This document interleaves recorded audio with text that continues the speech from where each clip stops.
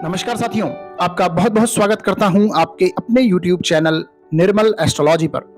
साथियों, हमें जीवन को सुचारू रूप से चलाने के लिए आजीविका की आवश्यकता होती है और आजीविका के लिए सही कार्य क्षेत्र की। परंतु कई लोग इस निर्णय तक पहुंच ही नहीं पाते हैं कि उन्हें किस कार्य क्षेत्र को चुनना चाहिए, यानी उन्हें नौकरी करनी चाहिए या फिर व्यापार करना चाहिए। और जो लोग नौकरी कर रहे हैं वो व्यापार की तरफ जाना चाहते हैं और जो लोग व्यापार कर रहे हैं उन्हें नौकरी अच्छी लगती है। और मेरे पास ऐसे बहुत से लोग आते हैं जो अपने प्रश्नों में ये पूछते हैं कि हमें जॉब करनी चाहिए या फिर बिजनेस करना चाहिए। तो आज मैं एस्ट्रोलॉजी के माध्यम से आपको ये बताऊंगा कि आपको जॉब सूटेबल रहेगी या फिर बिजनेस सूट करेगा। यानी आज के इस वीडियो में हम कुंडली के द्वारा कुछ ऐसे सूत्र बताएंगे जो इस बात को दर्शाते हैं कि व्यक्ति नौकरी करेगा या व्यापार, यानी उसका खिंचाव किस तरफ ज्यादा रहेगा और उसको सूट क्या करेगा। और यदि व्यक्ति ये काम करेगा तो उसे जीवन में सफलता भी जरूर मिलेगी। तो आइए शुरू करते हैं आज का वीडियो और इसे समझते हैं। बर्थ चार्ट में ऐसे सूत्रों को समझने से पहले यह जानना आवश्यक है कि कुंडली में ऐसे कौन से भाव हैं जो कार्य क्षेत्र से संबंधित होते हैं या किसी भी व्यक्ति के कार्य क्षेत्र को डिसाइड करते हैं। अब साथियों, व्यक्ति नौकरी करेगा या बिजनेस, इसके लिए उसका स्वभाव देखना बहुत ही इंपॉर्टेंट होता है, क्योंकि उसका स्वभाव बहुत कुछ डिसाइड करता है। जैसे यदि नौकरी की बात करें तो व्यक्ति को नौकरी में काम तो करना ही है, उसके साथ साथ दूसरे की या अपने सीनियर्स की बातें भी उसे सुननी पड़ती हैं, ऑर्डर फॉलो करने पड़ते हैं। परंतु बिजनेस में ऐसा नहीं है। बिजनेस में या व्यापार में व्यक्ति स्वयं अपना स्वामी होता है या मालिक होता है। व्यक्ति को छोटे से छोटा काम स्वयं ही करना पड़ता है बिजनेस में। तो व्यक्ति का स्वभाव इंपॉर्टेंट बनता है। और यदि ज्योतिष की बात करें तो स्वभाव को हम कुंडली के लग्न से देखते हैं, यानी कि कुंडली में लग्न देखना यानी पहला भाव देखना बहुत ही इंपॉर्टेंट बनता है। यानी व्यक्ति किस लग्न का है, क्या वह किसी के नीचे कार्य कर सकता है या फिर वो स्वतंत्र प्रवृत्ति का है। तो इसका अंदाजा हम लग्न से लगाते हैं, क्योंकि लग्न व्यक्ति के स्वभाव को रिप्रेजेंट करता है। इसके साथ हमें यह भी देखना जरूरी होता है कि लग्न पर किस ग्रहों की दृष्टि है, कौन से ग्रहों की दृष्टि है। जैसे मंगल की दृष्टि है या गुरु की दृष्टि है तो व्यक्ति का नेचर थोड़ा स्वतंत्र प्रवृत्ति का होता है। लग्न के साथ साथ कार्य क्षेत्र के लिए कुंडली का 10वां भाव भी बहुत इंपॉर्टेंट होता है। जहां आप मेरा कर्सर देख रहे हैं, ये कुंडली का 10वां भाव कहलाता है, जिसे हम कर्म भाव भी कहते हैं। और कुंडली का 10वां भाव हमारा कार्य क्षेत्र में कितना मान सम्मान प्राप्त होगा, हमारा कितना नाम होगा, हम कितनी कार्य क्षेत्र में ऊंचाइयों तक जाएंगे, चाहे वो नौकरी हो या व्यापार हो। यानी कुंडली का 10वां भाव हमारे ओवरऑल कर्मों को दिखाता है। इसके साथ जो अगला इंपॉर्टेंट भाव है वो है कुंडली का 7वां भाव। और 7वें भाव से हम व्यापार को देखते हैं, बिजनेस को देखते हैं। इसके बाद अगला इंपॉर्टेंट भाव बनता है कुंडली का 6वां भाव, जिससे हम नौकरी को देखते हैं, सर्विस को देखते हैं। समाज में सेवा देने के भाव है ये, यानी सेवा भाव को भी हम कुंडली के 6ठे भाव से देखते हैं। इसके साथ साथ अगला इंपॉर्टेंट भाव बनता है कुंडली का 3रा भाव, जिसे हम मेहनत का भाव कहते हैं या संघर्ष का भी कहते हैं। स्ट्रगल को हम कुंडली के 3रे भाव से देखते हैं और खासकर कार्य क्षेत्र में जो मेहनत होती है, संघर्ष होता है, उससे हम 3रे भाव को देखते हैं, क्योंकि कर्म भाव से ये 6वां स्थान पड़ता है और 6ठा स्थान हमारे स्ट्रगल का होता है। इस प्रकार ये जो भाव हैं ये सारे कार्य क्षेत्र से संबंधित है। साथियों, जैसा कि मैं आपको बता चुका हूं कि व्यक्ति कार्य क्षेत्र कब चुनता है, जब उसे आजीविका की आवश्यकता होती है, धन की आवश्यकता होती है। तो अगले दोनों भाव धन से संबंधित ही हैं, जो महत्वपूर्ण भाव हैं। दूसरा भाव कुंडली का, जिसे हम धन भाव कहते हैं, और कुंडली का 11वां भाव, जिसे हम लाभ भाव कहते हैं। तो ये सारे भाव व्यक्ति के जीवन में कार्य क्षेत्र को डिसाइड करवाते हैं। अब हम कुंडली में कार्य क्षेत्र से संबंधित कुछ सूत्रों को जानते हैं। आइए सबसे पहले हम नौकरी से संबंधित सूत्रों को जानेंगे, यानी व्यक्ति को कब नौकरी सूट करती है या बिजनेस की बजाय जॉब में व्यक्ति अधिक सफलता प्राप्त करता है। तो पहला सूत्र है कि यदि कुंडली में 6ठा भाव लग्न से मजबूत हो, यानी छठा भाव है वो पहले भाव से यदि मजबूत हो तो नौकरी होने के योग होते हैं, यानी व्यक्ति को नौकरी सूट करती है, उसे नौकरी करनी चाहिए। तो इसके लिए हमने एक एग्जाम्पल लिया है, उसे देखते हैं। तो कुंडली का छठा भाव कौन सा होता है? आप जहां पे मेरा कर्सर देख रहे हैं, ये कुंडली का छठा भाव होता है। अब यहां पे मैंने एक एग्जाम्पल कुंडली ली है जो कि धनु लग्न की पत्रिका है। अब इस कुंडली में आप देखेंगे कि छठे भाव में राहु और चंद्रमा दोनों बैठे हैं और वृषभ राशि है।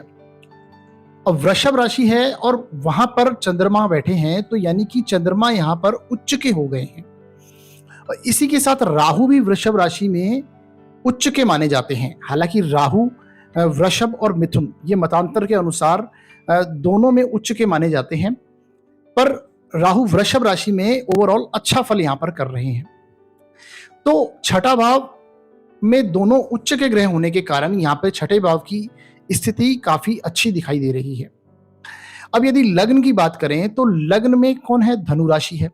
और धनु राशि के आप स्वामी, मैंने सभी ग्रहों के जो सभी राशियों के स्वामी हैं वो यहां पर नीचे दिए हुए हैं, आप देख सकते हैं। तो यहां पर धनु राशि के स्वामी होते हैं गुरुदेव, और गुरुदेव बैठे हैं दशम भाव में। हालांकि ये भी लग्न के लिए अच्छी स्थिति है, परंतु छठे भाव की स्थिति बेहतर नजर आ रही है। तो छठा भाव लग्न से यहां पर मजबूत दिखाई दे रहा है, क्योंकि इसमें दोनों ग्रह उच्च के बैठे हुए हैं। तो ये पहला जो फॉर्मूला है, पहला जो सूत्र है, वो यहां पर सिद्ध होता हुआ दिखाई दे रहा है।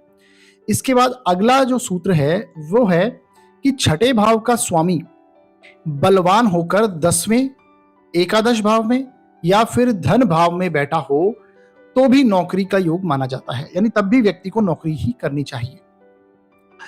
अब यहां पे आप देखिए छठे भाव का स्वामी कौन है? 2 नंबर लिखा है, राशि 2 नंबर है, यानी वृषभ राशि है।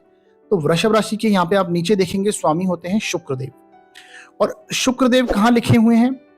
कुंडली के एकादश भाव में, और वो भी स्वयं के घर के ही हैं, यानी स्वराशि के विराजमान हुए हैं एकादश भाव में। तो यानी बलवान भी हो रहे हैं यहाँ पे शुक्र, क्योंकि अपनी ही राशि में बैठे हैं, और छठे भाव के भी स्वामी हैं और अपनी ही राशि में जाके बलवान होके बैठे हैं। तो यहाँ पर छठे भाव के स्वामी की स्थिति भी बहुत अच्छी दिखाई दे रही है, और एकादश स्थान में जाके बैठे हैं, लाभ स्थान में जाके बैठे हैं, तो व्यक्ति को जीवन भर नौकरी से लाभ प्राप्त होता रहेगा। तो यानी कि व्यक्ति को यहां पर भी नौकरी ही करनी चाहिए। तो अब बात करते हैं अगले सूत्र की। अगला सूत्र कहता है कि यदि कुंडली में छठा घर 7वें घर से ज्यादा शक्तिशाली हो तो भी व्यक्ति को नौकरी ही करनी चाहिए। जैसा कि आपको हमने अभी बताया कि छठे घर के बारे में, छठा घर किस प्रकार से यहां पर मजबूत स्थिति में बना हुआ है। अब बात कर लेते हैं 7वें घर के बारे में। 7वें घर को देखें तो 7वें घर में यहां पर 3 नंबर राशि लिखी हुई है। 3 नंबर यानी कि मिथुन राशि, और यहां पर आप देखेंगे तो मिथुन राशि के स्वामी कौन होते हैं? बुधदेव होते हैं, और बुधदेव चले गए हैं कुंडली के 12वें भाव में, यानी कि केंद्र के स्वामी का 12वें भाव में जाना अच्छा नहीं माना जाता है। ऊपर से यहां पर मंगल बैठे हुए हैं 7वें स्थान में, जो कि इनकी अच्छी स्थिति नहीं है, और मंगल बैठे हैं मिथुन राशि, अपने शत्रु की राशि में।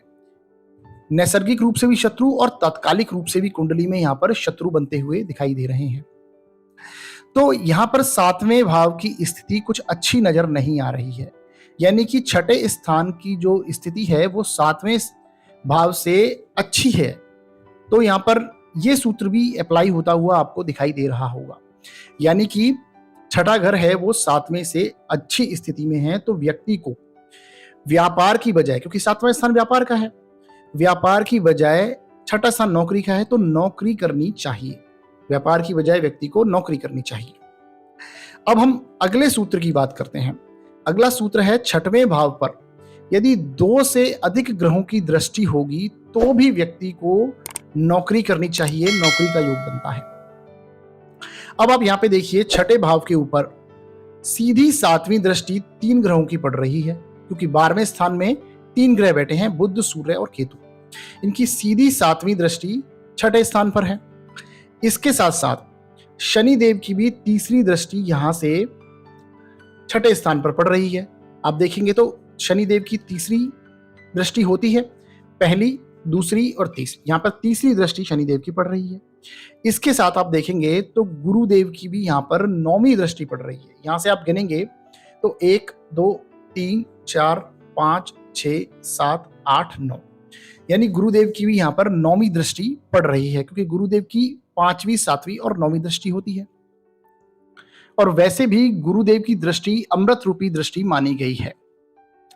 यदि साथियों आपको ग्रहों की दृष्टियों के बारे में नहीं जानकारी है, तो मैंने इसके ऊपर डिटेल में एक प्रॉपर वीडियो बना रखा है। उसका लिंक मैं आपको आई बटन पर भी दे रहा हूं और वीडियो के डिस्क्रिप्शन में भी दे दूंगा, जाकर जरूर देख लीजिएगा।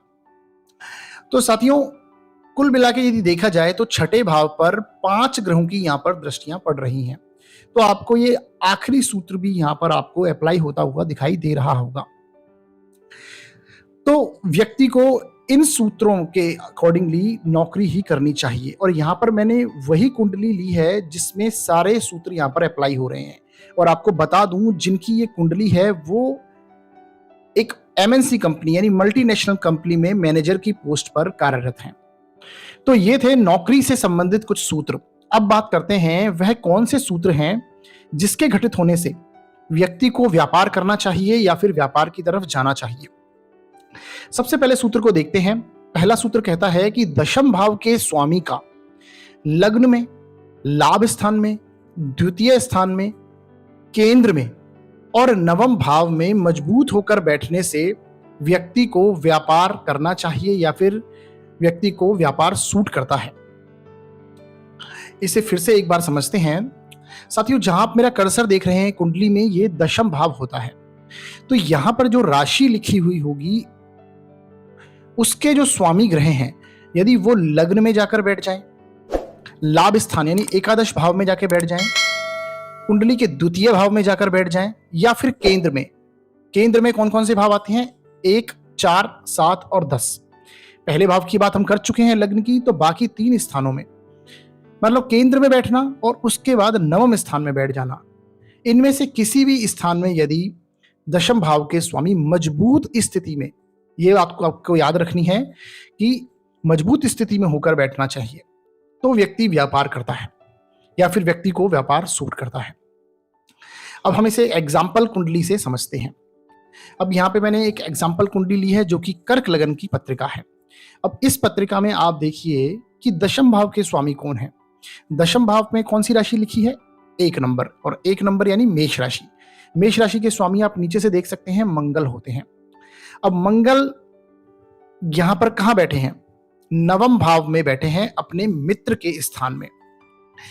मित्र, क्योंकि ये गुरु की राशि है और मंगल और गुरु की नैसर्गिक रूप से भी मित्रता है और इस कुंडली में तात्कालिक रूप से भी मित्रता बन रही है, यानी कि मंगल दशम भाव के स्वामी अपने अति मित्र के घर में नवम भाव में बैठे हैं।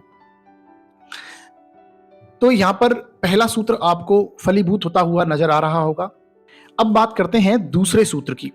दूसरा सूत्र कहता है कि व्यवसाय के लिए व्यक्ति को अधिक मेहनत की जरूरत होती है और छोटे से छोटा कार्य खुद करना पड़ता है, इसलिए कुंडली का तीसरा भाव मजबूत अवस्था में होना चाहिए। साथियों, जहां आप मेरा कर्सर देख रहे हैं, ये कुंडली का तीसरा भाव होता है। अब तीसरा भाव क्या है? जैसा कि मैंने आपको इस वीडियो में पहले भी बताया कि तीसरा भाव हमारा मेहनत का भाव है, संघर्ष का भाव है। तो तीसरा भाव जब मजबूत अवस्था में होता है तो यहां पर भी आप समझिए कि व्यक्ति खुद का इंडिपेंडेंट कार्य करता है।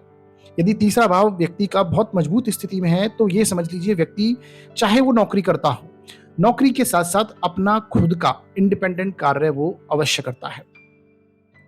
तो तीसरे भाव का मजबूत अवस्था में होना भी व्यवसाय की ओर इंडिकेट करता है। अब यहाँ पर आप कुंडली में देखेंगे कि तीसरे भाव में 6 नंबर राशि लिखी है और 6 नंबर राशि यानी कन्या राशि। कन्या राशि के स्वामी आप नीचे से देख सकते हैं बुध होते हैं और बुध यहाँ पर कहाँ बैठे हैं? केंद्र स्थान में यानी चतुर्थ स्थान में बैठे हैं और अपने मित्र के स्थान में। नैसर्गिक रूप से मित्र हैं शुक्र इनके, क्योंकि 7 नंबर राशि शुक्र की है। यहाँ पर बुध बैठे हैं, तो बुध अपने मित्र के, नैसर्गिक रूप से भी मित्र के घर में है और कुंडली में तत्कालिक रूप से भी ये इनके मित्र बन रहे हैं। तो यहाँ पर अति मित्र की राशि में बुध यहाँ पर बैठे हैं। तीसरे भाव का स्वामी मजबूत स्थिति में हुआ। इसके साथ सूर्य यहाँ पर तीसरे भाव में विराजमान है और सूर्य यहाँ पर अपने अति मित्र की राशि में बैठे हुए हैं जो कि बुध की राशि है। अब साथियों, शास्त्रों के अनुसार यदि तीसरे भाव में कोई भी क्रूर ग्रह या फिर पाप ग्रह बैठता है, जैसे कि राहु, शनि, मंगल, सूर्य आदि, जब ये बैठते हैं तो व्यक्ति अधिक पराक्रमी और साहसी और मेहनती बनता है। तो यानी कि व्यक्ति का मेहनत का भाव भी मजबूत स्थिति में है। तो यहां पर दूसरा सूत्र भी आपको घटित होता हुआ दिखाई दे रहा है। अब बात करते हैं तीसरे सूत्र के बारे में। तीसरा सूत्र कहता है कि यदि कुंडली का 7वां भाव छठे भाव से मजबूत स्थिति में हो तो व्यक्ति व्यापार की ओर जाता है या फिर व्यक्ति को व्यापार करना चाहिए, क्योंकि कुंडली का 7वां स्थान व्यापार का स्थान है और कुंडली के छठे भाव से हम नौकरी को, सर्विस को देखते हैं। तो जब छठवां भाव से 7वां भाव मजबूत होता है तो व्यक्ति व्यापार करना चाहता है। अब आप देखिए, इस कुंडली में छठवें स्थान में शनिदेव विराजमान है और जब छठे स्थान में शनिदेव होते हैं तो ये व्यक्ति को अच्छा फल करते हैं। परंतु आप देखेंगे कि यहाँ पर 9 नंबर यानी धनु राशि है जो कि शनिदेव की शत्रु राशि है, यानी कि शनिदेव यहाँ पर शत्रु के स्थान में है और तात्कालिक रूप से भी ये शत्रु बन रहे हैं। तो ये छठे भाव की स्थिति यहाँ पर नॉर्मल दिखाई दे रही है। अब 7वें स्थान की बात करें तो 7वें स्थान पर 2 शुभ ग्रहों की दृष्टि यहाँ पर पड़ रही है। आप यहाँ पे गुरुदेव को देखेंगे तो गुरुदेव की 9वीं दृष्टि 7वें स्थान को मिल रही है और इसके साथ शुक्रदेव की भी 7वीं दृष्टि 7वें स्थान पर पड़ रही है। तो यहाँ पर 2 शुभ ग्रहों की दृष्टि होने के कारण 7वां स्थान मजबूत अवस्था में दिखाई दे रहा है और जब भी शुक्र का संबंध 7वें स्थान या 10वें स्थान से होता है तो व्यक्ति व्यापार की ओर जाना चाहता है। तो आप समझिए यहाँ पर 7वें स्थान की स्थिति छठे स्थान से मजबूत दिखाई दे रही है। अब बात करते हैं अगले सूत्र के बारे में। अगला सूत्र कहता है कि जब कुंडली में बुध सूर्य से अलग भाव में बैठा हो तो व्यक्ति अपना कार्य करने का सोचता है। इंडिपेंडेंट सोच बनती है व्यक्ति की, क्योंकि ज्योतिष में बुध को व्यापार का कारक कहा गया है और जब बुध केंद्र स्थानों में या त्रिकोण स्थानों में बली अवस्था में होकर कुंडली में बैठते हैं तो व्यक्ति यदि व्यापार करे तो उसे सफलता अवश्य मिलती है। अब आप ये समझिए कि सूर्य और बुध के बीच की अधिकतम दूरी 28 डिग्री की होती है, यानी सूर्य से 28 डिग्री से दूर बुध नहीं जा सकते। तो हमेशा सूर्य के आसपास के भावों में ही बुध नजर आते हैं। परंतु सूत्र कहता है कि यदि सूर्य से बुध अलग स्थान में बैठे हों तो व्यक्ति की सोच इंडिपेंडेंट बनती है और व्यक्ति अपना कार्य करने का सोचता है। अब यहाँ पे इस कुंडली में देखिए, सूर्य तीसरे भाव में बैठे हैं और बुध आ गए हैं केंद्र स्थान यानी चतुर्थ स्थान में और ये दशम स्थान को भी देख रहे हैं। तो व्यक्ति की यहाँ पे सोच इंडिपेंडेंट की रही है और व्यक्ति अपना बिजनेस करने का शुरू से ही सोचता रहा है। तो साथियों, यहाँ पर जो मैंने कुंडली ली है इसमें ये चारों सूत्र अप्लाई हो रहे हैं, परंतु आपको ये समझना है कि यदि कुंडली में इनमें से कोई भी एक सूत्र अप्लाई हो रहा है तो उस व्यक्ति को व्यापार करना चाहिए और उसे व्यापार में अधिक सफलता मिलेगी। साथियों, इसके अलावा भी बहुत से ऐसे सूत्र हैं जो बताते हैं कि व्यक्ति को जॉब करनी चाहिए या फिर बिजनेस करना चाहिए, परंतु समय की कमी के कारण आज के वीडियो में इतना ही। इसके बारे में हम आगे और अपने आने वाले वीडियो यानी इसी टॉपिक के पार्ट 2 में आगे बात करेंगे, तो हमारे साथ आप बने रहिएगा। तो आपको हमारा वीडियो कैसा लगता है आप हमें जरूर कमेंट बॉक्स में बताइए और हमारे वीडियो को लाइक कीजिए, शेयर कीजिए वीडियो को और चैनल को सब्सक्राइब कीजिए। साथियों, जब आप कमेंट करते हैं तो हमें बहुत खुशी प्राप्त होती है, तो कमेंट जरूर कीजिएगा और कोई भी यदि सुझाव आपको देना है, कोई भी राय देनी है तो भी आप हमें कमेंट बॉक्स में लिख सकते हैं। और यदि आप अपनी जन्म कुंडली का विश्लेषण न्यूनतम शुल्क में करवाना चाहते हैं तो डिस्क्रिप्शन में दिए हुए नंबर्स पर आप कॉल कर सकते हैं। तो हमारा वीडियो देखने के लिए बहुत बहुत धन्यवाद साथियों।